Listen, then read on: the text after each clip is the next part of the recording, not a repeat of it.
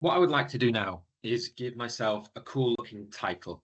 And I want that title to be bedded in to the image so it actually fits within, in this case, the corridor.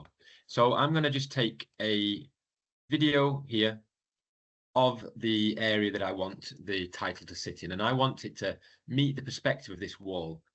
So what I can do is I can take a single frame by using this camera. I'm going to click on that. And that's going to export that frame, and I can choose the location of that single frame. So I'm going to give it a name. I'm going to call it corridor. I'm going to change it to a JPEG. And crucially, I'm going to choose the location. So I'm going to browse, and I'm going to save this into a new folder within my project. So I've got audio exports, footage. I've now added graphics, and I'm going to save it into there. So now if I just quickly check into the project, you'll see I've got a couple of versions of it here, corridor there.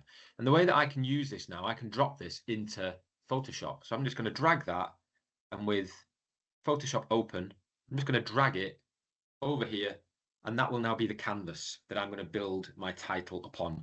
The good thing about this is that that is now the exact same aspect ratio and resolution as my video.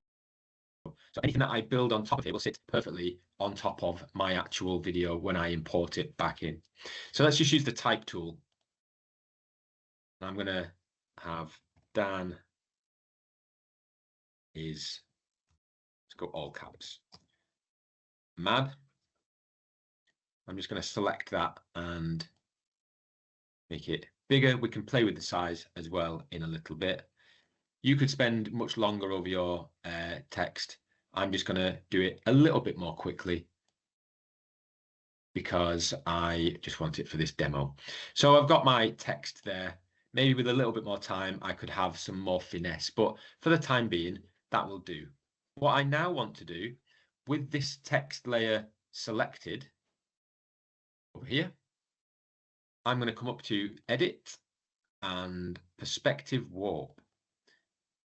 And it will ask me to rasterize the layer, which I'm going to do.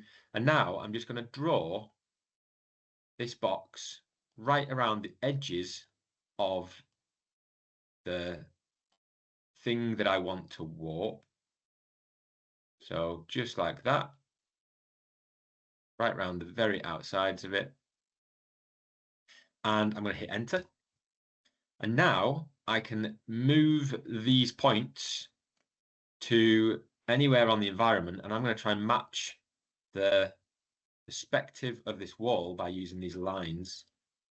You can see that it gives the effect of it actually going down the corridor, and I could do it really far down if I wanted. In fact, let's really go over the top to show the effect.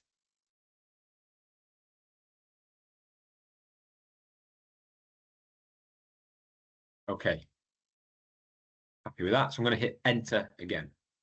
I can now export just this layer by right-clicking on it and saying quick export as a PNG. A PNG is a transparent layer. So all we will have is the text. I'm going to keep the name Dan is mad. It's kept that for me. And it's trying to pop it into my graphics folder here, which I want. So I'm going to do that. So now I've got this layer in my graphics folder.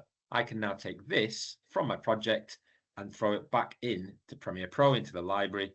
And I've now got a graphic here that matches the perspective of the wall. So I can just take this, I can drop it on here, and I just need to now resize this to be exactly where I want it. So select the layer, effects controls, and I'm going to do it with motion. So if I click on the position, I can then just drag and move this wherever I want. So I'll have it like that.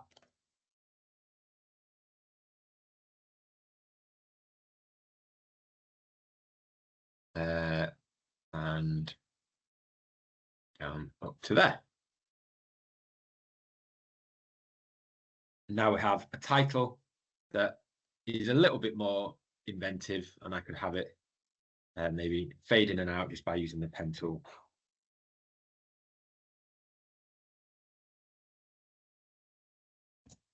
And you could make any other changes you want. It might be that you want to, as we've seen before, nest all these layers together and then have some motion or some keyframing on it. And the keyframing that you apply to the clip will apply to the graphic as well once they're nested.